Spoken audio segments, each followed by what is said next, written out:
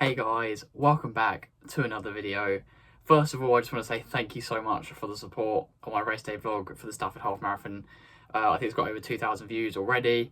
Everyone's showing the love on the video, so I really appreciate that. Thank you guys for doing that. But today's video, guys, is going to be a race review, so we're going to be talking about how I think the race went, what happened during the race, and if there's anything that I changed about how I approached the race. So let's get into this.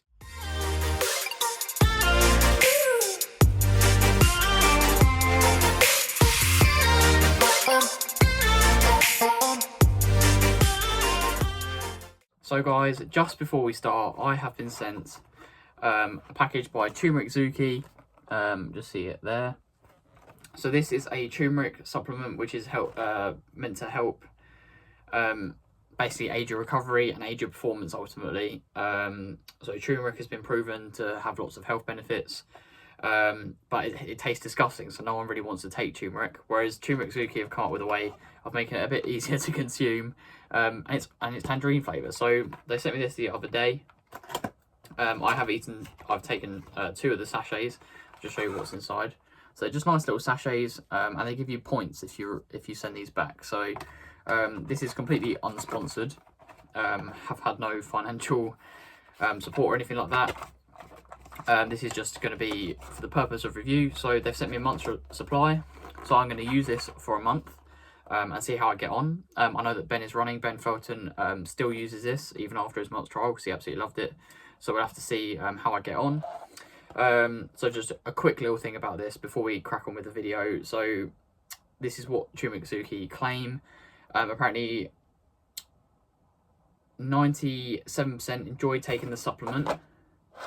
94% found the taste pleasant, 98% found it easy and convenient to take, and 92% happy with the results. They've also got some other claims about recovery and performance in the 90%. So if you want to have a look at that, just go onto their website.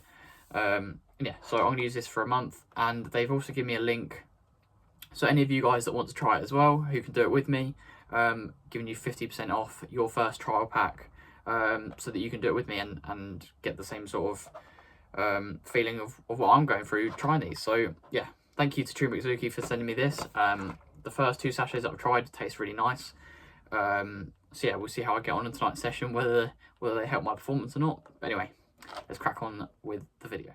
So guys, the Stafford half marathon, 1:08:57. I was absolutely chuffed with how the race went.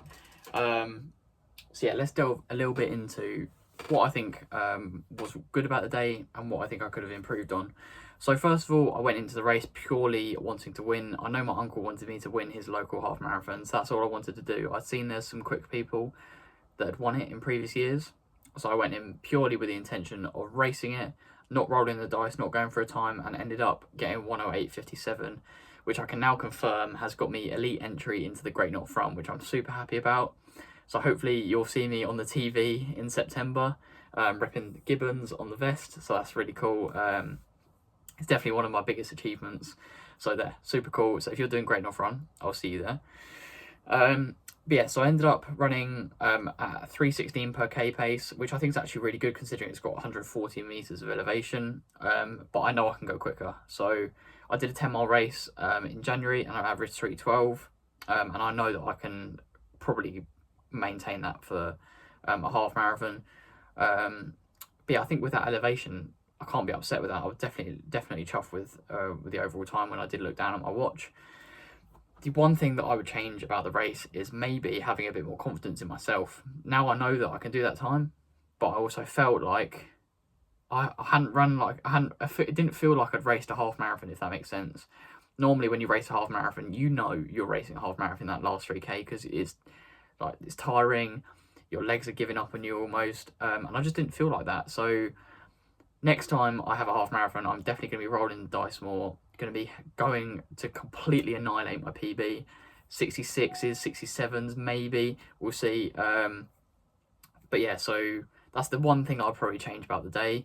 But being as I went in with it, knowing that I was only going into race, I can't be upset with it. So I'm going to go through some of the pace splits. So started off the first K, no elevation at all, at 3:15. And then we started to go up some hills, so 3:21, 3:22. At this point, I was just sat in the pack. There was about 5-6 of us at this point.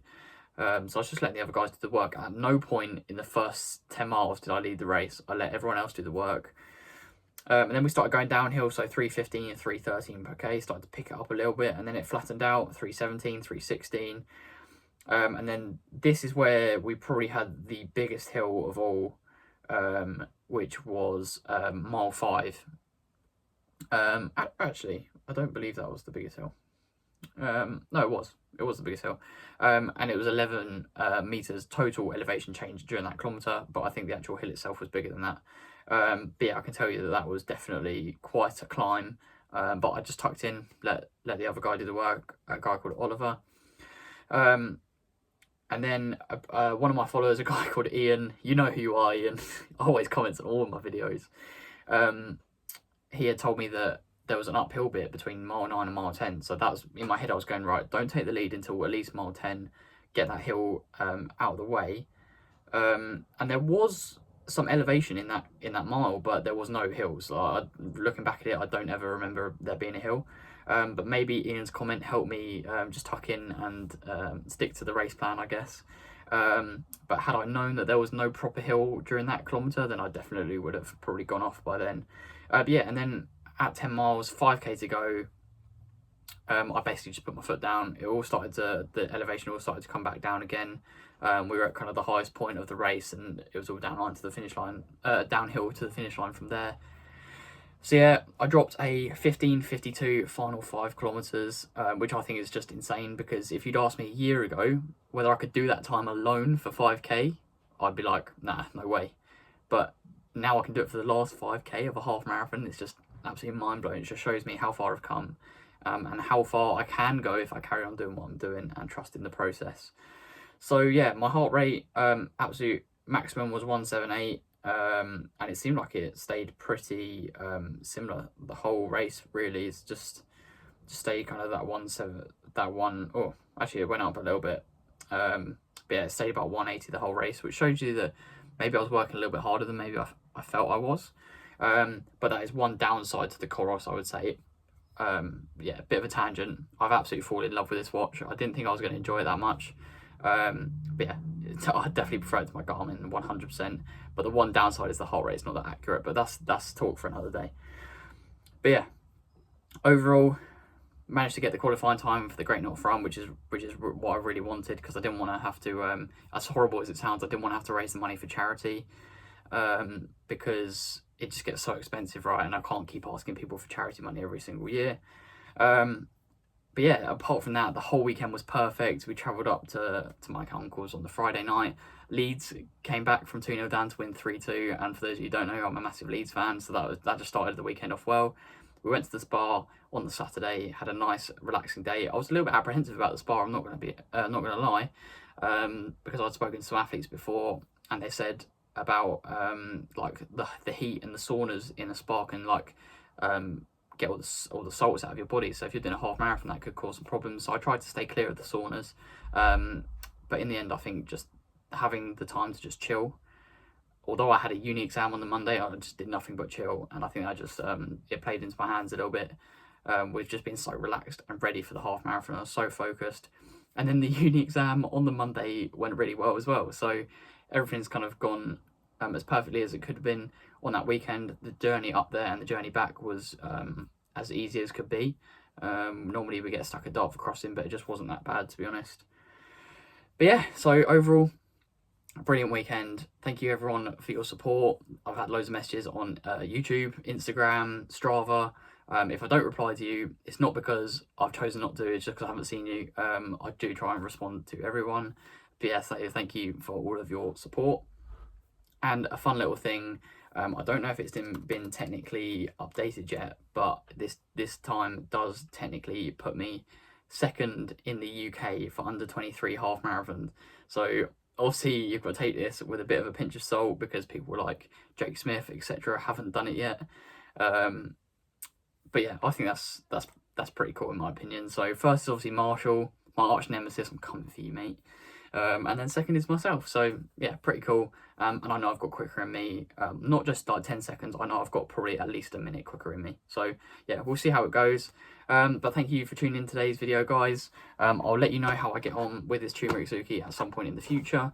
And then I've got a couple more videos coming out over the next kind of few weeks, because I'm on Easter holidays now. So loads more content coming for you guys. So keep your eyes peeled. Going to do a video about the watch, a video about my beetroot shots, and then obviously loads of training videos as well. So it's getting into the summer, into the spring. Like better daylight hours, so loads of track sessions, loads of grass sessions going to be coming your way. So thank you guys for tuning in. Please like, subscribe, share with your own buddies. It's free for you. It means a lot to me, and I'll catch you in the next one. Peace.